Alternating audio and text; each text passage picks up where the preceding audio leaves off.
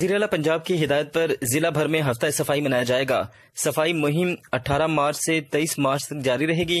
ہفتہ صفائی کو کامیاب بنانے کے لیے ڈپٹی کمشنر ایس ڈی خالد نے منعقدہ اجلاس میں ضلع بھر کے تمام محکموں کے افسران کو ہدایت کی ہے کہ ہفتہ کی صفائی کے دوران آگاہی سیمینار، اسکول کالجز میں مقابلہ جات، مباحثے، تقریری مقابلہ جات، ضلعی ہیڈ کوارٹر سے یونین کونسل سطح تک شجر کاری مہم، واکس، مساجد میں صفائی کی اہمیت اجاگر کرنے اور محکمہ صحت ڈی ایچ کیو اسپتال سے بنیادی صحت کے مراکز کی سطح تک شجر کاری، واش روم اور اسپتال کی صفائی سمیت سیمینارز کے انعقاد کو یقینی بنائیں۔ اجلاس میں اے ڈی سی آر آصف حیات لودھی، اسسٹنٹ کمشنر یاسر فرید، مختلف محکموں کے سربراہان اور ڈی ڈی لوکل گورنمنٹ نے شرکت کی۔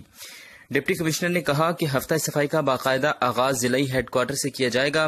اس سلسلے میں 18 مارچ کو بوائز کالج ہال میں افتتاحی سیمینار منعقد ہوگا، جس میں صوبائی وزیر شوکت لالے منتخب عوامی نمائندگان سمیت سرکاری افسران، علماء کرام، صحافیوں اور معززین علاقہ شرکت کریں گے۔